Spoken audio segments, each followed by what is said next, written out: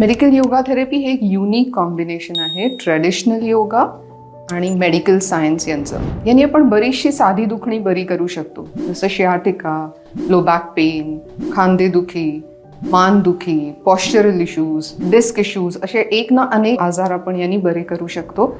फक्त आजारच नाही तर यांनी आपण बरेचशी दुखणे प्रिव्हेंट सुद्धा करू शकतो.